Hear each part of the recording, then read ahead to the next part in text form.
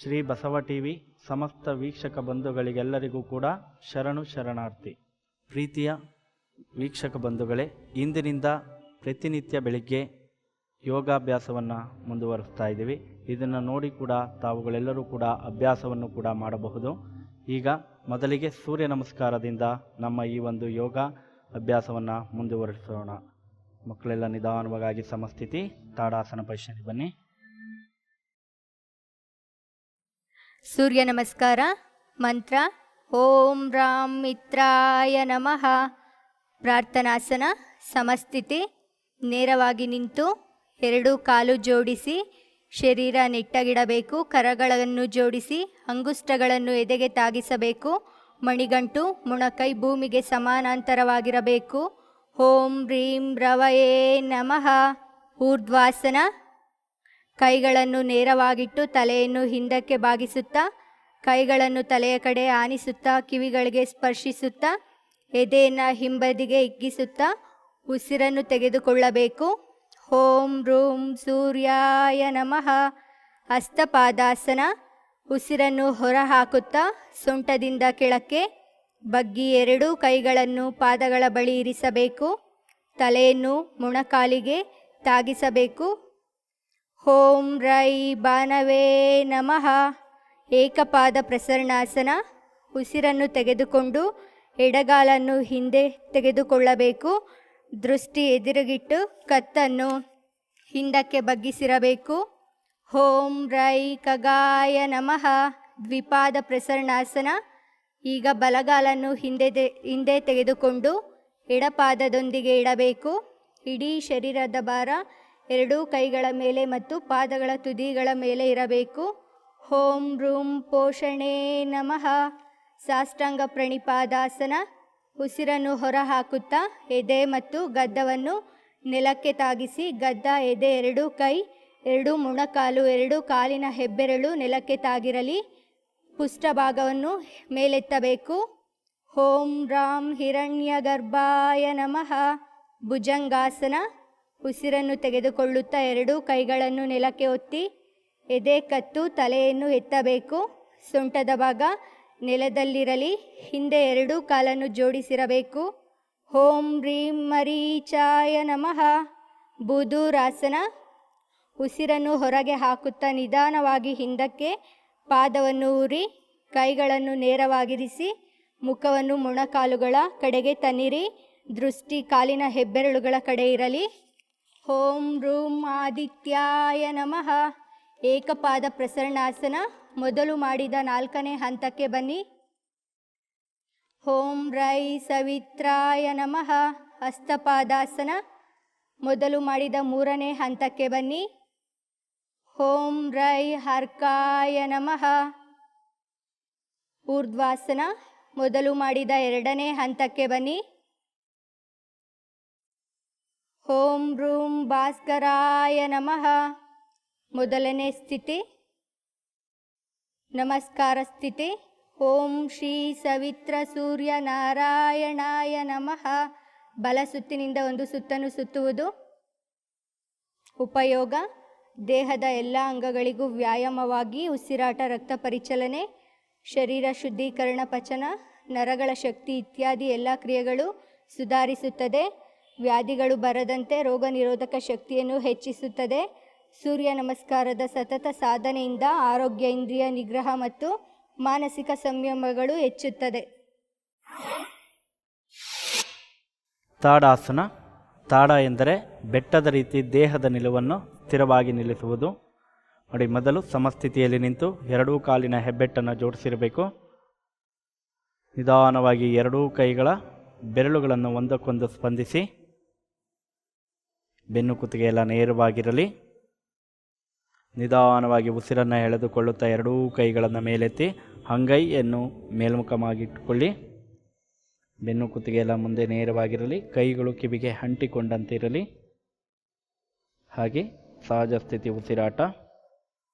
ಮತ್ತೆ ನಿಧಾನವಾಗಿ ಉಸಿರನ್ನು ಎಳೆದುಕೊಳ್ಳುತ್ತಾ ಎರಡೂ ಕಾಲಿನ ಹಿಮ್ಮಡಿಗಳನ್ನು ಮೇಲೆತ್ತಿ ನಿಧಾನವಾಗಿ ದೇಹದ ತೂಕವೆಲ್ಲ ತುದಿ ಕಾಲು ಬೆರಳುಗಳ ಮೇಲಿರಲಿ. ದೃಷ್ಟಿ ಮುಂದೆ ಇರಲಿ. ಉಸಿರಾಟದ ಕ್ರಿಯೆ ಸಹಜ ಸ್ಥಿತಿಯಲ್ಲಿರಲಿ. ಉಚ್ಛ್ವಾಸ ಮತ್ತು ನಿಶ್ವಾಸ ಪೂರಕ ಮತ್ತು ರೇಚಕ ಕ್ರಿಯೆಗಳು ನಡೆಯುವಂತಿರಲಿ. ಈ ಸ್ಥಿತಿಯಲ್ಲಿ 15ರಿಂದ 20 ಸೆಕೆಂಡುಗಳ ಕಾಲ ನಿಂತು ಸಹಜ ಸ್ಥಿತಿ ಉಸಿರಾಟ ನಡೆಯುತ್ತಿರಲಿ.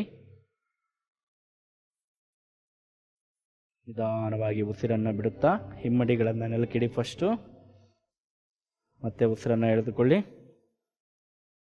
ನಿಧಾನವಾಗಿ ಉಸಿರನ್ನು ಬಿಡುತ್ತಾ ಕೈಗಳನ್ನು ನಿಧಾನವಾಗಿ ಕೆಳಗೆ ತರ್ತಾ ಬನ್ನಿ. ಕೈಗಳನ್ನು ಬಿಚ್ಚು ಸಮಸ್ಥಿತಿಗೆ ನಿಲ್ಲುವುದು.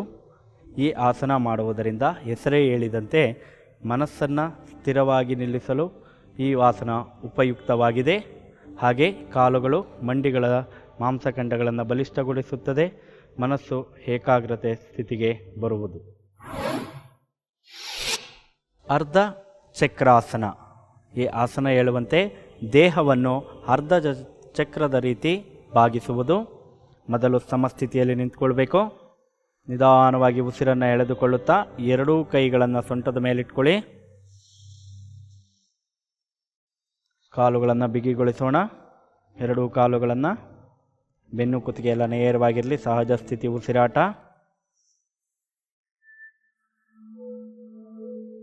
ನಿಧಾನವಾಗಿ ಉಸಿರನ್ನು ಎಳೆದುಕೊಳ್ಳುತ್ತಾ ಸೊಂಟವನ್ನು ಮುಂದೆ ಪುಷ್ ಮಾಡ್ತಾ ಬರೋಣ, ದಬ್ತಾ ಬರೋಣ. ಬ್ರೀತ್ ಇನ್. ಸಹಜ ಸ್ಥಿತಿಯಲ್ಲಿ ಉಸಿರಾಟ ಆಡ್ತಾ ಇರಲಿ.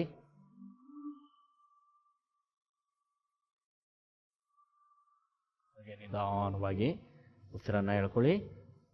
ನಿಧಾನವಾಗಿ ಉಸಿರನ್ನು ಬಿಡುತ್ತಾ ಮುಂದೆ ಬಾಗ್ತಾ ಬರೋಣ.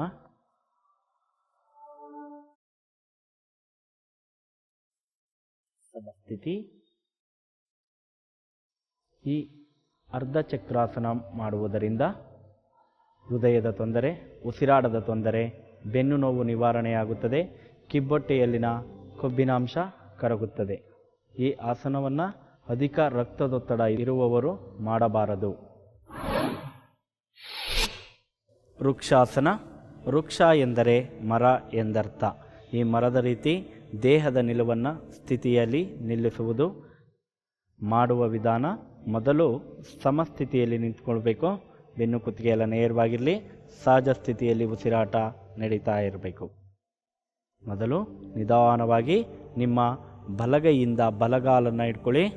ಹ್ಯಾಂಕಲನ್ನೆಲ್ಲ ಇಟ್ಕೊಬೇಕು. ಮುಂಗಾಲನ್ನು, ಮಣಿಕಟ್ಟನ್ನು ಇಟ್ಕೊಂಡು ನಿಮ್ಮ ಬಲಪಾದವನ್ನು ಎಡತೊಡೆಗೆ ಒತ್ತಬೇಕು.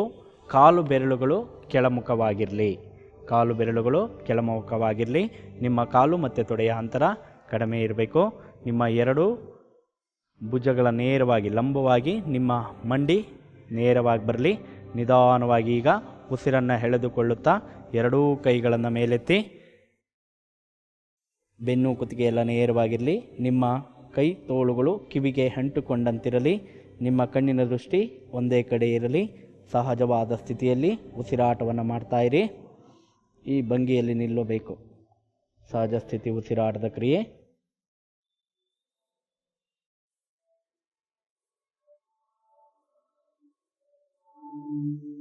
ಈ ಭಂಗಿಯಲ್ಲಿ ಸುಮಾರು 10ರಿಂದ 15 ಸೆಕೆಂಡುಗಳ ಕಾಲ ಇರುವುದು.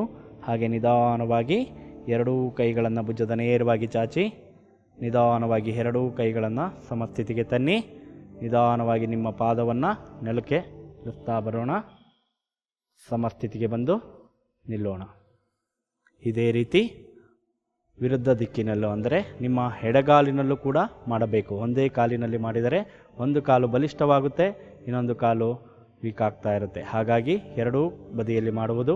ಈಗ ನಿಧಾನವಾಗಿ ಉಸಿರನ್ನು ಎಳೆದುಕೊಳ್ಳುತ್ತಾ ನಿಮ್ಮ ಎಡಪಾದವನ್ನು ಮಡಚಿ ನಿಮ್ಮ ಬಲ ತೊಡೆಗೆ ಒತ್ತಿ. ಕಾಲು ಬೆರಳುಗಳು ಕೆಳಮುಖವಾಗಿರಲಿ. ನಿಮ್ಮ ಮಂಡಿ ಭುಜದ ನೇರವಾಗಿ ಬರಲಿ. ಉಸಿರನ್ನು ಎಳೆದುಕೊಳ್ಳುತ್ತಾ ಎರಡೂ ಕೈಗಳನ್ನು ಮೇಲೆತ್ತಿ ನೇರವಾಗಿ. ಬೆನ್ನು ಕುತ್ತಿಗೆ ಎಲ್ಲ ನೇರವಾಗಿರಲಿ.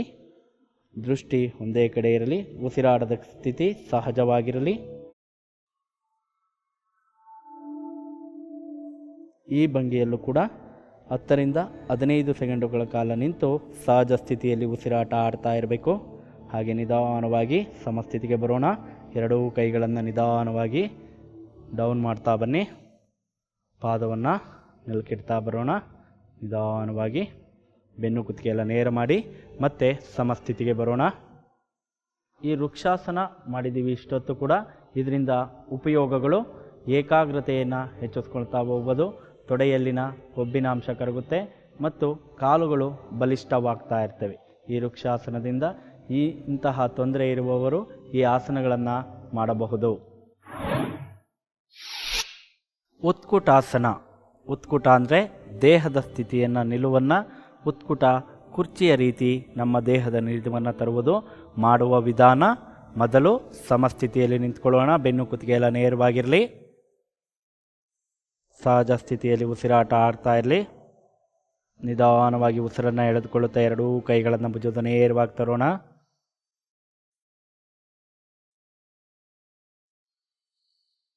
ಅಂಗೈಯನ್ನು ಮೇಲ್ಮುಖ ಮಾಡ್ಕೊಳ್ಳೋಣ. ಸಮಸ್ಥಿತಿ ಉಸಿರಾಟ. ಮತ್ತೆ ದೀರ್ಘವಾಗಿ ಉಸಿರನ್ನು ಎಳೆದುಕೊಳ್ಳುತ್ತಾ ಎರಡೂ ಕೈಗಳನ್ನು ಮೇಲೆತ್ತಿ ನಮಸ್ಕಾರ ಮುದ್ರದಲ್ಲಿರೋಣ. ಕೈಗಳನ್ನು ಜೋಡಿಸಿ ಬೆನ್ನು ಕುತ್ತಿಗೆ ಎಲ್ಲ ನೇರವಾಗಿರಲಿ. ನಿಮ್ಮ ಕೈ ತೋಳುಗಳು ಕಿವಿಗೆ ಅಂಟುಕೊಂಡಂತಿರಬೇಕು. ಮತ್ತು ದೀರ್ಘವಾಗಿ ಉಸಿರಾಟವನ್ನು ಆಡ್ತಾ ಇರಿ. ಉಸಿರನ್ನು ಎಳ್ಕೊಳ್ಳಿ. ದೀರ್ಘವಾಗಿ ನಿಧಾನವಾಗಿ ಉಸಿರನ್ನು ಬಿಡುತ್ತಾ ಮಂಡಿಗಳನ್ನು, ಎರಡೂ ಕಾಲಿನ ಮೊಣಕಾಲನ್ನು ಬಾಗಿಸುತ್ತಾ ಬರೋಣ. ಬೆನ್ನು ಕುತ್ತಿಗೆ ಎಲ್ಲ ನೇರವಾಗಿರಲಿ. ದೃಷ್ಟಿ ಮುಂದೆ ಇರಲಿ. ಉಸಿರಾಡದ ಸ್ಥಿತಿಯನ್ನು ಆಡ್ತಾ ಇರಿ. ಈ ಹಂತದಲ್ಲಿ 15ರಿಂದ 20 ಸೆಕೆಂಡುಗಳ ಕಾಲ ಈ ಹಂತದಲ್ಲಿ ನಿಲ್ಲಿಸಿ ಉಸಿರಾಟವನ್ನು ಹಾಡ್ತಾ ಇರೋಣ.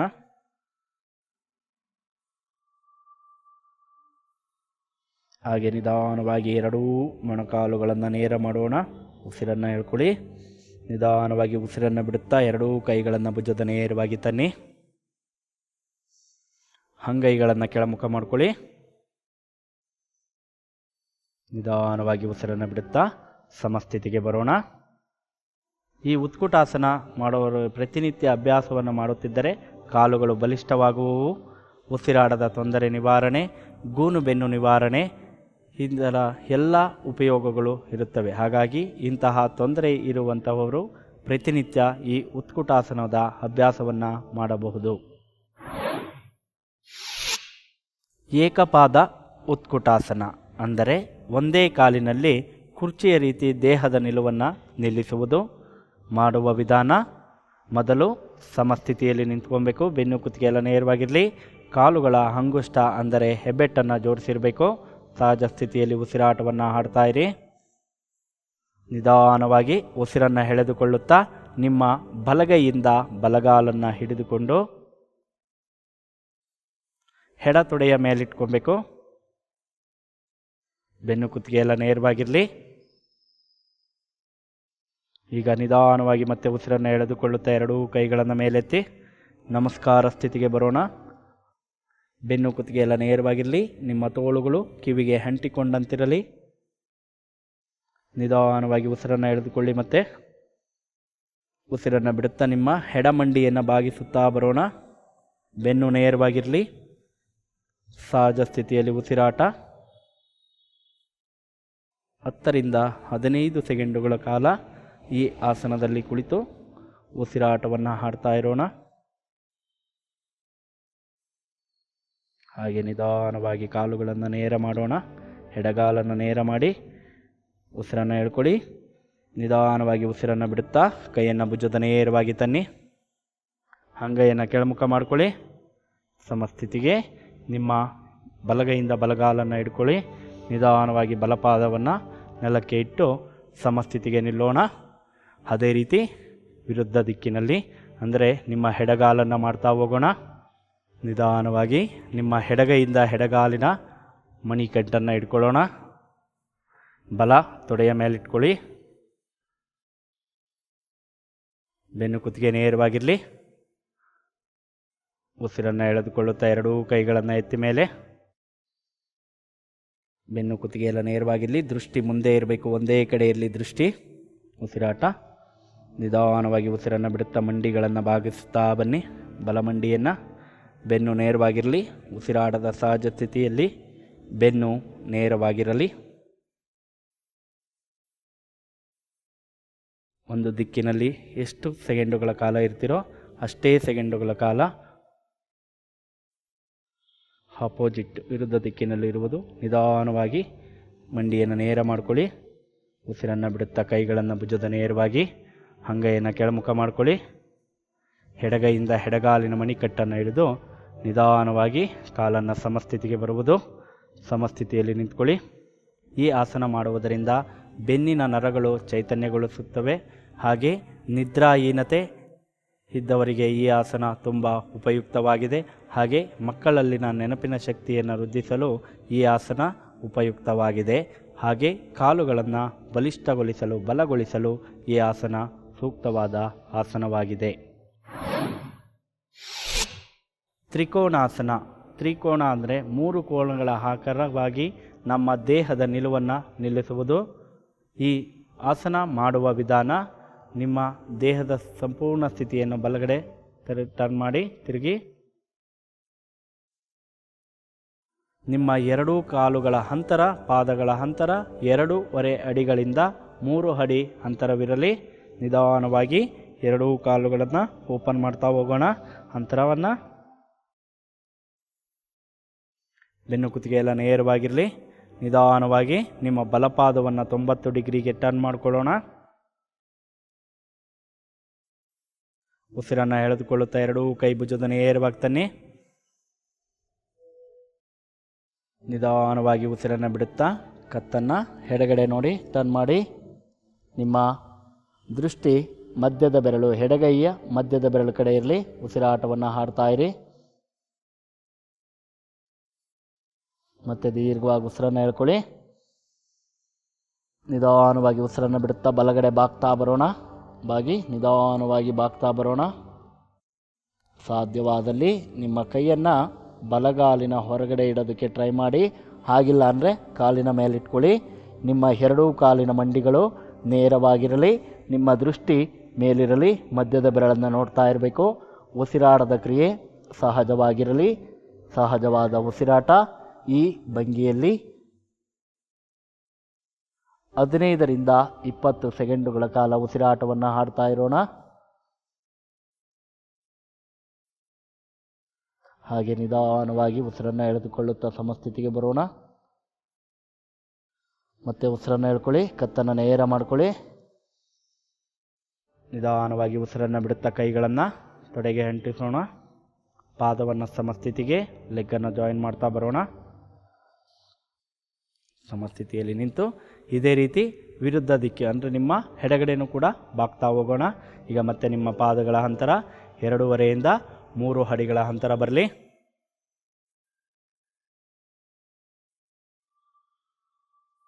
ನಿಧಾನವಾಗಿ ಉಸಿರನ್ನು ಎಳೆದುಕೊಳ್ಳುತ್ತಾ ಎಡಪಾದವನ್ನು ಟರ್ನ್ ಮಾಡೋಣ 90 ಡಿಗ್ರಿ. ಹೊತ್ತಿಗೆ ಉಸಿರನ್ನು ಎಳೆದುಕೊಳ್ಳುತ್ತಾ 2 ಕೈಗಳನ್ನು ಭುಜದ ನೇರವಾಗಿ ತನ್ನಿ. ನಿಧಾನವಾಗಿ ಉಸಿರನ್ನು ಬಿಡುತ್ತಾ ಕತ್ತನ್ನು ನಿಮ್ಮ ಬಲಗಡೆಯನ್ನು ಟರ್ನ್ ಮಾಡಿ. ಉಸಿರಾಟ ಆಡ್ತಾ ಇಲ್ಲಿ ಸಹಜ ಸ್ಥಿತಿಯಲ್ಲಿ ಮಧ್ಯದ ಬೆರಳನ್ನು ನೋಡಿ. ಮತ್ತೆ ದೀರ್ಘವಾಗಿ ಉಸಿರನ್ನು ತಗೊಳ್ಳಿ. ನಿಧಾನವಾಗಿ ಉಸಿರನ್ನು ಬಿಡುತ್ತಾ ನಿಮ್ಮ ಎಡಗಡೆ ಬಾಗ್ತಾ ಬರೋಣ. ಕಾಲುಗಳು ಲಂಬವಾಗಿರಲಿ. ಮಂಡಿ ಬಾಗಿಸಿದಾಗೆ ಮೇಲೆ ನೋಡ್ತಾ ಇರಿ. ಮಧ್ಯದ ಬೆರಳನ್ನು ಉಸಿರಾಟದ ಕ್ರಿಯೆ ಸಹಜವಾಗಿರಲಿ. ಪೂರಕ ಮತ್ತು ರೇಚಕ ಕ್ರಿಯೆಗಳು ಸಹಜ ಸ್ಥಿತಿಯಲ್ಲಿರಲಿ. ಬಲಬದಿಯಲ್ಲಿ ಎಷ್ಟು ಸೆಕೆಂಡುಗಳ ಕಾಲ ಇದ್ದರೋ ನೀವು ಅದೇ ಪೊಸಿಷನ್ನಲ್ಲಿ ಎಡಬದಿಯಲ್ಲೂ ಕೂಡ ನಿಲ್ಲಿಸುವುದು. ಉಸಿರಾಟದ ಕ್ರಿಯೆ ಸಹಜ ಸ್ಥಿತಿಯಲ್ಲಿರಲಿ.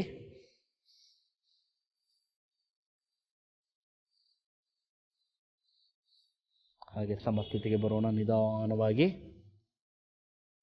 ಉಸಿರನ್ನು ಎಳೆದುಕೊಳ್ಳುತ್ತಾ ಕತ್ತನ್ನು ನೇರ ಮಾಡಿ ಪಾದವನ್ನು ಟರ್ನ್ ಮಾಡ್ಕೊಳ್ಳಿ ಸಮಸ್ಥಿತಿಗೆ. Slowly breathe out, hands down. ನಿಧಾನವಾಗಿ ಕೈಗಳನ್ನು ಜೋಡಿಸಿ ಸಮಸ್ಥಿತಿಗೆ ಬರೋಣ.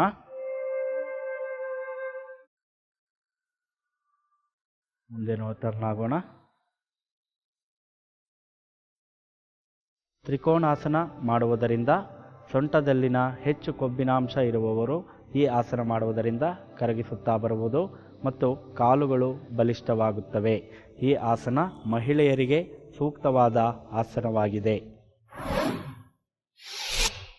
ಪರಿವೃತ್ತ ತ್ರಿಕೋಣಾಸನ.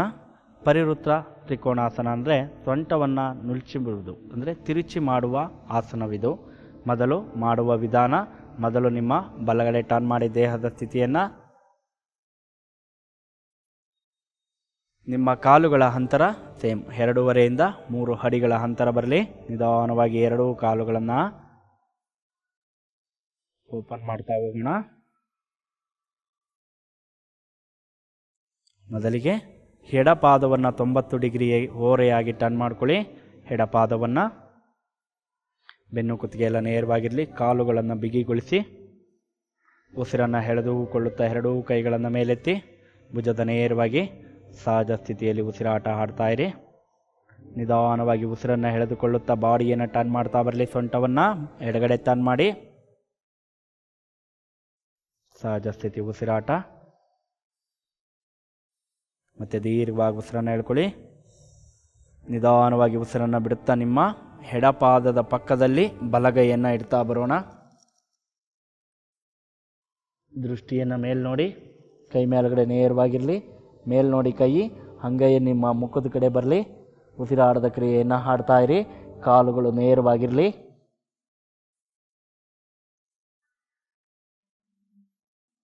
ಈ ಆಸನದಲ್ಲಿ 10 ರಿಂದ 15 ಸೆಕೆಂಡುಗಳ ಕಾಲ ಸಹಜ ಸ್ಥಿತಿಯಲ್ಲಿ ಉಸಿರಾಟ ನಡೀತಾ ಇರಲಿ. ಹಾಗೆ ನಿಧಾನವಾಗಿ ಉಸಿರನ್ನು ಎಳೆದುಕೊಳ್ಳುತ್ತಾ ಸಮಸ್ಥಿತಿಗೆ ಬರೋಣ. ಕೈ ಭುಜದ ನೇರವಾಗಿ ಬರಲಿ. ನಿಧಾನವಾಗಿ ಉಸಿರನ್ನು ಎಳೆದುಕೊಳ್ಳುತ್ತಾ ಬಾಡಿಯನ್ನು ಟರ್ನ್ ಮಾಡ್ಕೊಳ್ಳಿ. ಬಲ ದಿಕ್ಕಿಗೆ ಪಾದವನ್ನು ಟರ್ನ್ ಮಾಡ್ಕೊಳ್ಳಿ. ಸಮಸ್ಥಿತಿಗೆ ಉಸಿರನ್ನು ಎಳ್ಕೊಳ್ಳಿ. ನಿಧಾನವಾಗಿ ಉಸಿರನ್ನು ಬಿಡುತ್ತಾ ಕೈಗಳನ್ನು ತೊಡೆಗೆ ಅಂಟಿಸಿ ಕಾಲುಗಳನ್ನು ಜೋಡಿಸೋಣ. ಇದೇ ರೀತಿ ನಮ್ಮ ಬಲಬದಿಯನ್ನು ಕೂಡ ಮಾಡ್ತಾ ಹೋಗೋಣ. ಈಗ ಮತ್ತೆ ನಿಮ್ಮ ಪಾದಗಳ ಅಂತರ 2.5 ಇಂದ 3 ಅಡಿಗಳ ಅಂತರ ಬರಲಿ. ನಿಧಾನವಾಗಿ ಎರಡೂ ಪಾದಗಳ ಅಂತರವನ್ನು ಓಪನ್ ಮಾಡ್ತಾ ಹೋಗೋಣ. ಉಸಿರನ್ನು ಎಳೆದುಕೊಳ್ಳುತ್ತಾ ಎರಡೂ ಕೈಗಳನ್ನು ಭುಜದ ನೇರವಾಗಿ ತನ್ನಿ. ಸಹಜ ಸ್ಥಿತಿ ಉಸಿರಾಟ. ನಿಧಾನವಾಗಿ ಉಸಿರನ್ನು ಎಳೆದುಕೊಳ್ಳುತ್ತಾ ಬಾಡಿಯನ್ನು ಟರ್ನ್ ಮಾಡಿ ಬಲ ದಿಕ್ಕಿಗೆ. ನಿಮ್ಮ ಪಾದವನ್ನು 90 ಡಿಗ್ರಿ ಟರ್ನ್ ಮಾಡ್ಕೊಳ್ಳಿ. ಓರೆಯಾಗಿ ಎಡಪಾದ 60 ಡಿಗ್ರಿ ಹ್ಯಾಂಗಲ್ ಇರಲಿ. ನಿಧಾನವಾಗಿ ಉಸಿರನ್ನು ಬಿಡುತ್ತಾ ನಿಮ್ಮ ಬಲಗಾಲಿನ ಪಕ್ಕದಲ್ಲಿ ಎಡಗೈಯನ್ನು ಇಟ್ಟು ದೃಷ್ಟಿ ಮೇಲ್ಮುಖವಾಗಿರಲಿ.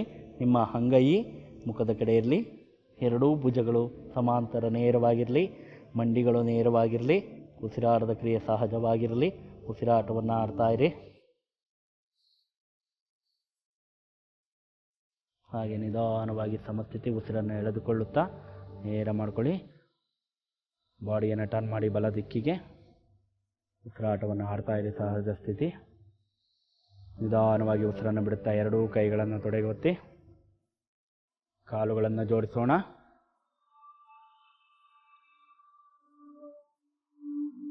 ಮುಂದೆ ತಿರುಗೋಣ. ನಿಧಾನವಾಗಿ ಸಮಸ್ಥಿತಿಗೆ ಬಂದು ನಿಲ್ಲಿ. ಎರಡೂ ಹೆಬ್ಬೆಟ್ಟನ್ನು ಜೋಡಿಸಿ ಬೆನ್ನು ಕುತ್ತಿಗೆ ನೇರ ಮಾಡಿ ಸಮಸ್ಥಿತಿಯಲ್ಲಿ ನಿಲ್ಲುವುದು. ಈ ಆಸನ ಮಾಡುವುದರಿಂದ ಕಿಬ್ಬೊಟ್ಟೆಯಲ್ಲಿರುವ ಮಾಂಸಖಂಡಗಳು ಬಲಿಷ್ಠವಾಗ್ತಾ ಇರ್ತವೆ. ಹಾಗೆ ಕೊಬ್ಬಿನ ಅಂಶ ನಿವಾರಣೆ ಆಗ್ತಾ ಇರುತ್ತೆ. ಹಾಗೆ PCOD ತೊಂದರೆಗಳು ದೂರವಾಗ್ತಾ ಇರ್ತವೆ. ಕುತ್ತಿಗೆ ಭಾಗ, ಕಣ್ಣಿನ ದೃಷ್ಟಿ, ಕಾಲುಗಳ ಎಲ್ಲ ಅಂಗಗಳಿಗೂ ಕೂಡ ವ್ಯಾಯಾಮ ಆಗ್ತಾ ಇರುತ್ತೆ. ಇಲ್ಲಿಯವರೆಗೂ ಕೆಲವು ಆಸನಗಳ ಅಭ್ಯಾಸವನ್ನು ನೋಡಿದಿರಿ ಮತ್ತು ಅದರ ಉಪಯೋಗಗಳನ್ನು ತಿಳಿದುಕೊಂಡಿದ್ದೀರಿ. ಹಾಗೆ ಮುಂದಿನ ಒಂದು ಸಂಚಿಕೆಯಲ್ಲಿ ಮತ್ತಷ್ಟು ಆಸನಗಳೊಂದಿಗೆ ಭೇಟಿಯಾಗೋಣ. ಆದರೆ ಅಲ್ಲಿಯವರೆಗೂ ನೋಡುತ್ತಾ ಇರಿ ಶ್ರೀ ಬಸವ ಟಿವಿಯನ್ನು. ಇದು ಸಂಸ್ಕಾರದ ಬೆಳಕು. ಎಲ್ಲರಿಗೂ ಶರಣು ಶರಣಾರ್ಥಿ.